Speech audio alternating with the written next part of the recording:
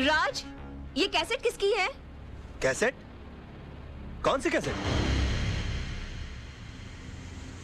भाई इसके अंदर कुछ भी नहीं है। 3 बार आगे पीछे करके देख लिया, कैसेट एकदम खाली है। मतलब कुछ रिकॉर्डिश नहीं हुआ और वो साला जर्नलिस्ट ने फुकट में अपना जान दे डाला।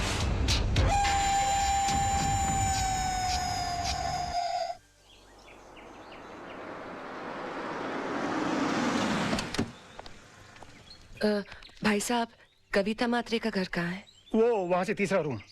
शुक्रिया जी। चल चल। हाँ चलो।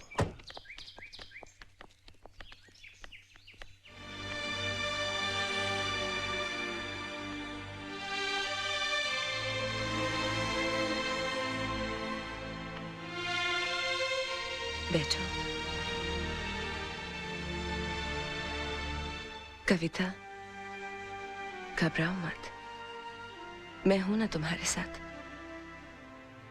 तुम्हें तुम्हारे घर से कोई नहीं निकाल सकता। राज लड़ेगा तुम्हारा केस। मैं तुम्हारे पति के कातिल को सजा जरूर दिलवाऊंगी। तुम्हें इंसाफ जरूर मिलेगा।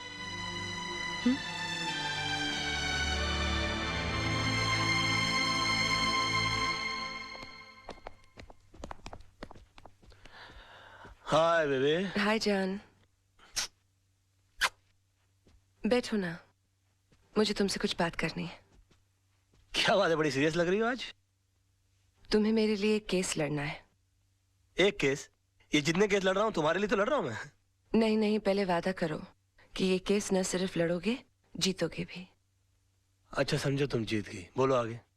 पूछो तो सही, किसका केस है? हाँ किसका केस है, बोलो। कविता के हस्बैंड का केस, उसके मर्डर का केस। ये कविता के हस्बैंड के मर्डर का जो केस है, उसका जिम्मा तो कालरा के छोटे भाई पर है ना? हाँ, और पिछली बार अगर तुमने उसे नहीं छुड़ाया होता तो शायद आज कविता के निर्दोष पति जिंदा होते। मैंने कविता को इंसाफ दिलाने का वादा किया है। तुम मेरी कसम खाकर कहो कि मेरा ये वादा तुम पूरा करोगे। करोगे ना?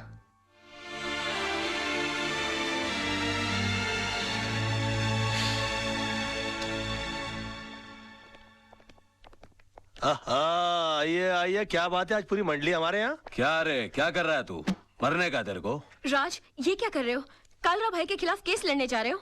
कालरा भाई ने तुझे लाइफ में इतना बड़ा चांस दिया, इतना सपोर्ट किया, इसका ये रिटर्न दे रहा है तू? तू कविता को इंसाफ दिलाएगा? तेरा इंसाफ हम कर देंगे। 2 गोली डाल देंगे। तेरा केस कौन लड़ेगा फिर? यार आप बंदूक और तलवार इस्तेमाल करना जानते हो कि कभी कभी दिमाग भी इस्तेमाल करोगे? ये केस मैं नहीं लड़ता तो कोई और लड़ लेता और जीत भी जाता शायद, क्योंकि पब्लिक की सिंपैथी तो उस औरत के साथ है। ये तो आपकी तकदीर अच्छी है कि केस मैं लड़ रहा हूँ। कालरा साहब, आपके भाई मेरे भाई की तरह है। मैं बोला उसको कैसे फांसी के फंदे पे चढ़ा सकता हूँ? मैं जानबूझकर ये केस हार जाऊंगा।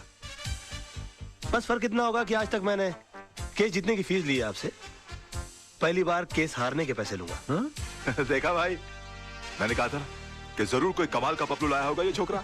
अरे हम लोग सोच भी नहीं सकते, इतनी लंबी प्लानिंग करके बैठा है ये। फैंटास्टिक। मान गए गुराना।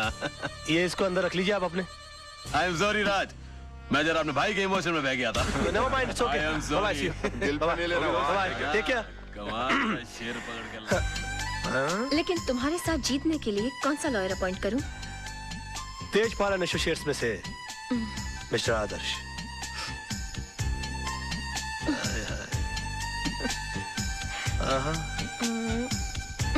अच्छा तो ये लो। उफ, याद आए। बाबा मेरे को तो बहुत बड़ा लोचा लग रहा है यार। क्या हुआ रे? अरे राज और आदर्श के बीच में 36 का आंकड़ा है यार। राज और आदर्श आपस में एक दूसरे को नीचा दिखाने के लिए एक से एक टिप्पस लड़ा रहे ले। राज ने यहाँ तक कि आपके भाई का केस है ना, आदर्श को भी दे दिया। मेरे को तो पूरी दाल काली लग रही है। बात करके देखो आप।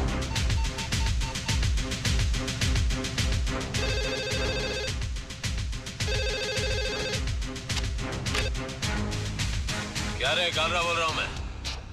अरे काला साहब क्या करते हो? आपको कितनी बार कहा है कि घर फोन मत किया करिए। ए बोल वचन बंद कर बे।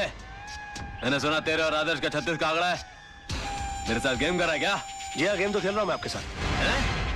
क्योंकि केस लेने के लिए मेरी वाइफ ने मुझे मजबूर किया है, और वो अच्छी तरह से जानती है कि मेरे और आदर्श के बीच में टेंशन चल रही है। तो वो कभी सपने में भी नहीं सोच सकती कि केस में जानबूझ के हार जाऊंगा। समझ गया आप मेरा गेम? जरा बड़े हो गए हम बच्चे आपके, जरा हमारा ख्याल रखा करिए प्लीज। है आगे से प्लीज है। दिमाग है और बंदे में दिमाग तो है।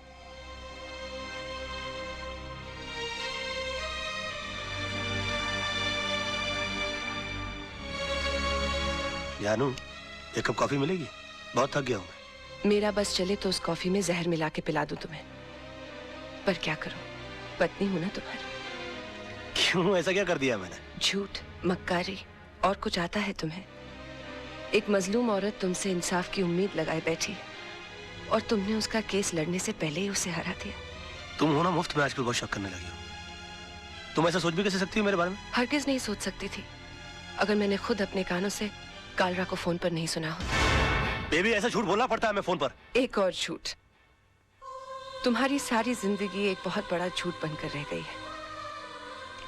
ये 500 रुपए का नोट याद है तुम्हें? ये इसी कविता का केस जीतने पर तुम्हें मिला था। अपने हाथों से तुमने इस पर सत्यमेव जयते लिखा था। तुम ही कहते थे ना, सच्चाई के लिए हर चीज छोड़ी जा सकती है, लेकिन किसी चीज के लिए सच्चाई को नहीं छोड़ा जाता। और आज पैसों के लिए तुम सिवाय झूठ के और कुछ नहीं बोलते। हाँ झूठ बोलता हूं मैं। तो तुम क्या समझती हो तुम्हारे डैडी झूठ नहीं बोलते? और माफ कीजिएगा आपके जीजा जी, आपके डैडी से भी बड़े झूठ हैं वो। और क्यों ना झूठ बोले वो? एक आदमी अपना घर परिवार चलाने के लिए, उन्हें सुख देने के लिए वकालत का काम कर रहा है और उसकी एवज में वो जिससे पैसा लेता है तो उससे इंसाफ नहीं करेगा वो? आदमी काम क्यों करता है और पैसा किसके लिए कमाता है वो? खुद के लिए कि बच्चों के लिए, बीवी के लिए?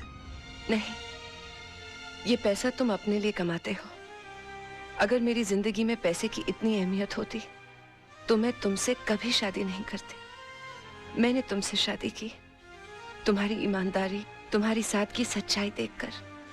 और जब ये सब चीजें तुम्हें नहीं रही तो मेरा भी यहाँ रहने का कोई मतलब नहीं बनता। मैं अपने बेटे को लेकर यहाँ से जा रही हूँ।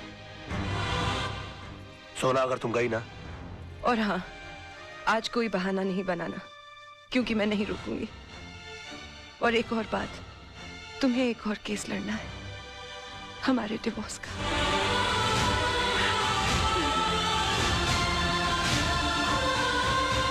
सोना, बेबे,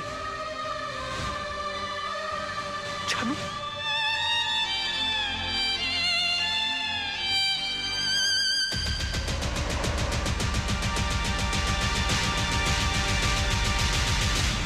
इतना बड़ा डिसीजन। माना कि रात से गलतियां हुई हैं भाभी, लेकिन वो दिल का बुरा नहीं है। आप चलो मेरे साथ, मैं समझाता हूं उस गधे को। नहीं मोहन भैया, मुझे किसी किस्म का कॉम्प्रोमाइज नहीं चाहिए। मैं आपके पास अपना भाई समझ कर आई हूँ। अगर आप भी उनकी तरफदारी करेंगे तो मुझे यहाँ से भी चले जाना होगा। कैसी बातें कर रही हो भाभी? ये घर तो तुम्हारा है, लेकिन चिंटू के बारे में सोचो, उसके फ्यूचर के बारे में सोचो। भैया, राज के साथ रहकर ना तो मैं खुश रह सकती हूँ और ना ही चिंटू का कोई फ्यूचर है। इसलिए मैंने उन्हें तलाक देने का फैसला कर लिया है।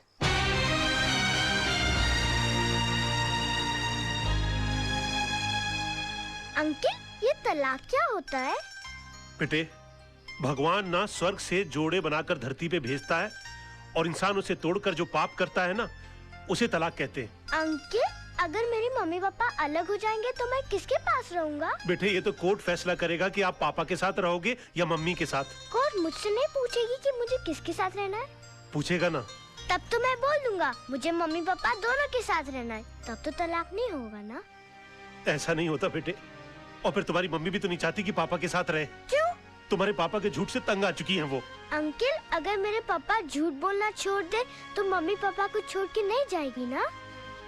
शायद बेटे।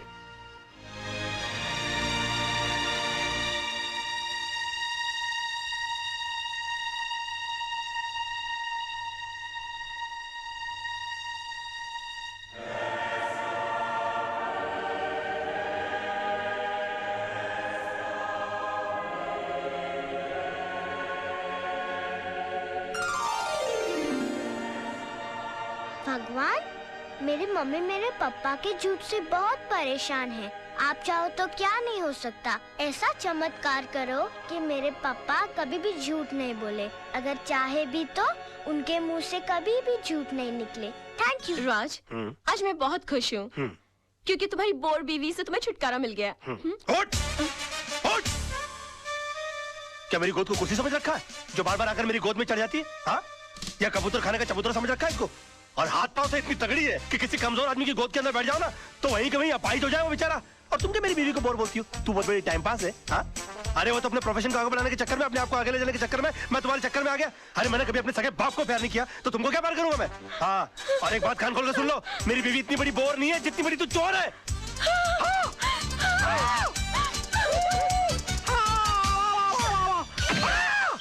Oh my God! राज, राज,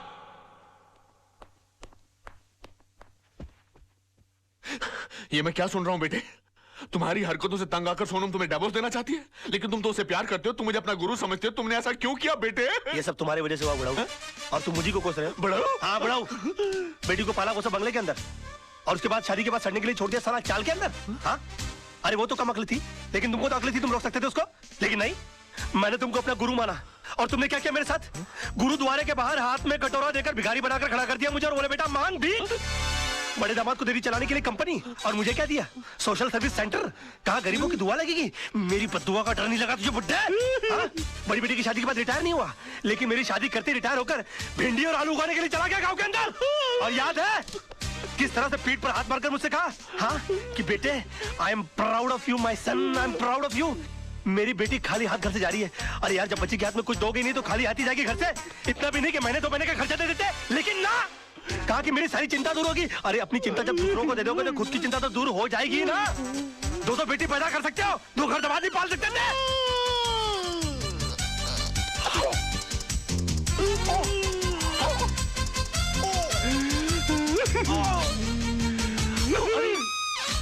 अरे बाप रे, अंकल जी, अंकल जी, ओ नहीं, अंकल जी मैं नहीं मैं अंकल मैं आपको क्यों मारूं? अंकल आप मेरे बड़े अंकल जी हो जाता है बच्चों से। Uncle I am sorry, uncle I am very sorry. I am साहब, ये क्या किया मैन? तुमको लगती मेरे घर के मामले में बोलने वाली? हाँ? चलती फिरती बुलडोजर, डायनासोर की सड़ी हुई अंडी। Shut up, get out. Oh, I'm sorry, Tisa baby. I'm so sorry. Dinosaur, Anna, तुम लोग अपना काम करो।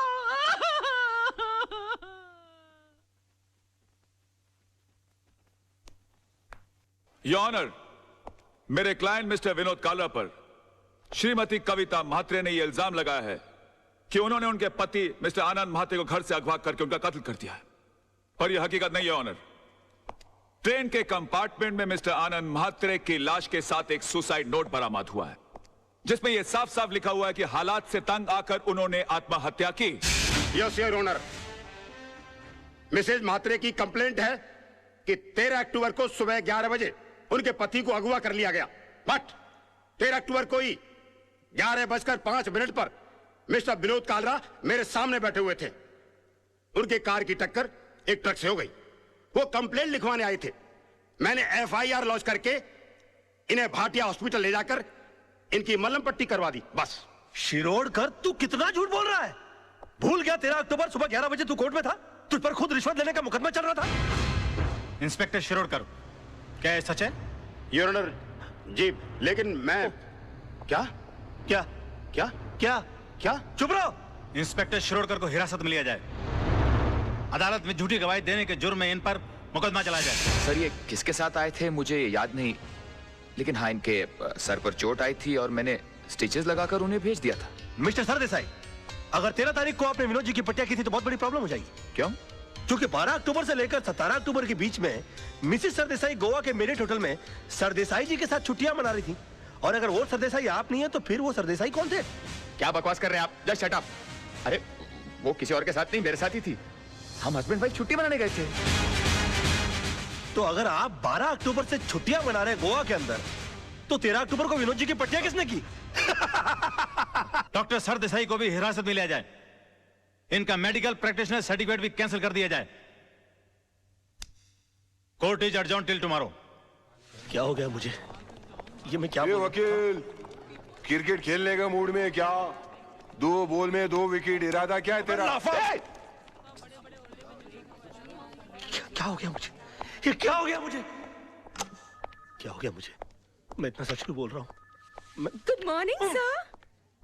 आज आप नहीं बोलोगे मैं कैसी लग रही हूँ? श्रीदेवी या माधुरी? सब बताओ ना प्लीज। शैतान की खाना लग रही हो। ऐसा बम लग रही है जो कभी भी फट सकता है।